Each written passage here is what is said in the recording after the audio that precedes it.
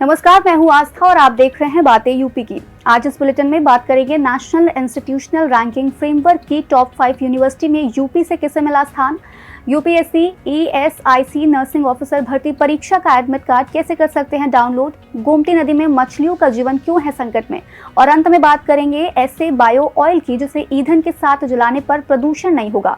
इसके अलावा प्रदेश की और भी कई खबरों से आपको करवाएंगे रूबरू। तो चलिए शुरुआत करते हैं पहली खबर से।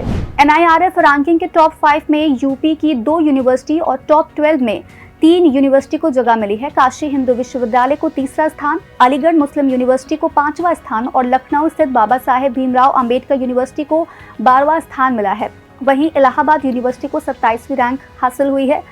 जवाहरलाल नेहरू यूनिवर्सिटी, जेएनयू और दिल्ली यूनिवर्सिटी यानी डीयू को पहली और दूसरी रैंक मिली है।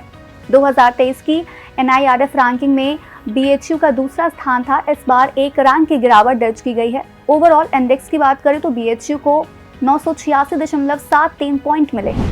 संघ लोक सेवा आयोग ने कर्मचारी राज्य बीमा निगम में विभिन्न नर्सिंग अधिकारियों की भर्ती परीक्षा के लिए एडमिट कार्ड जारी कर दिया है। भर्ती परीक्षा के लिए पंजीकृत उम्मीदवार आधिकारिक वेबसाइट upsc.gov.in के माध्यम से यूपीएससी ईएसआईसी नर्सिंग अधिकारी एडमिट कार्ड डाउनलोड कर सकते हैं। UPSC EISC nursing officer admit card download करने के लिए उम्मीदवार को पंजीकरण संख्या और जन्म तिथि जैसे अपने लॉगिन क्रेडेंशियल का उपयोग करना होगा।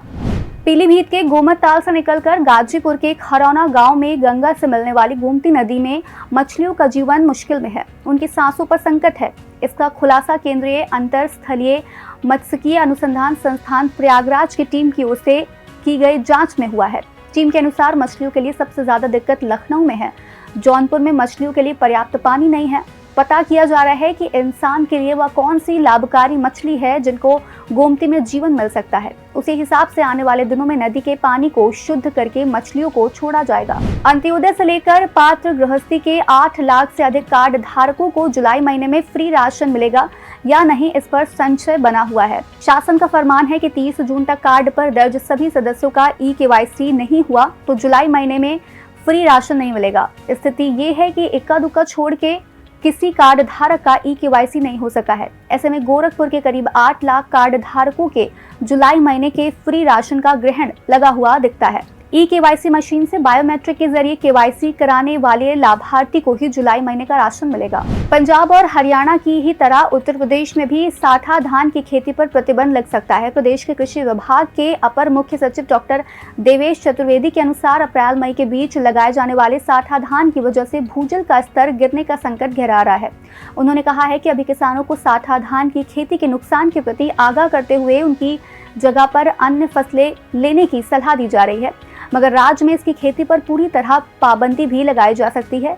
इस पर सरकार गंभीरता से विचार कर रही है। उन्होंने संकेत दिए हैं कि अगली जायद की फसलों में साठा धान की खेती पर पाबंदी लगाने का विकल्प विचाराधीन है। आगरा नगर निगम ने यमुना नदी की निगरानी के लिए 5 सीसीटीवी कैमरे लगवाए हैं। साथ ही गंदगी व प्रदूषण करना रोकने के लिए बल्केश्वर से ताजमहल तक 16 यमुना मित्र तैनात किए हैं।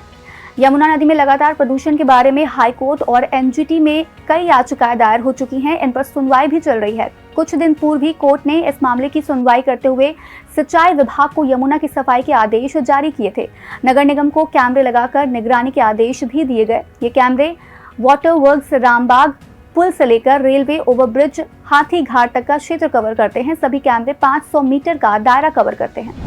यूपी में ओबीसी और एससी एसटी की नियुक्तियों को लेकर केंद्रीय मंत्री अनुप्रिया पटेल ने सवाल उठाए थे। उन्होंने इस संबंध में सीएम योगी को लेटर लिखा था जिसमें कहा था कि सरकार की साक्षात्कार वाली भर्तियों में ओबीसी और एससी एसटी कैंडिडेट्स को योग्य नहीं है कहकर नियुक्ति से रोका जा रहा है। अनुप्रिया पटेल के आरोपों का उत्तर प्रदेश लोक सेवा आयोग ने खंडन किया है। आयोग ने साफ किया है कि नियुक्ति में किसी तरह का कोई भेदभाव नहीं किया जाता है। उनकी बातें आयोग की भर्ती नियमावली से बिल्कुल मेल नहीं खाती हैं। आयोग ने इसको लेकर पूरी नियमावली जारी की है। नोएडा में बनने वाले बायोडायवर्सिटी पार्क का प्रस्ताव तैयार किया गया है। इस पर 40 करोड़ रुपए खर्च किए जाएंगे। इसे बोर्ड के सामने रखा जाएगा। पार्क 4 प्राकृतिक भागों के अलावा बायोम में बांटा गया है। इसमें कोही, बागर, खादर और डाबर है। यहाँ 100 से अधिक प्रजाति के देसी पौधे, 120 से अधिक प्रजाति की जड़ी बूटी व अन्य प्रकार के पौधे लगाए गए हैं। इसके अलावा प्राधिकरण इसे डियर पार्क के रूप में विकसित करने जा रहा है। बायोडायवर्सिटी पार्क में हिरण को संरक्षित किया जाएगा। नोएडा में 10 प्रजातियों के हिरण को लाया जाएगा। इसमें 3 प्रजाति अफ्रीका से एक्सपोर्ट की जाएंगी। इसके अलावा कानपुर, हैदराबाद और लखनऊ के चिड़ियाघर से यहाँ हिरण लाए जाएंगे।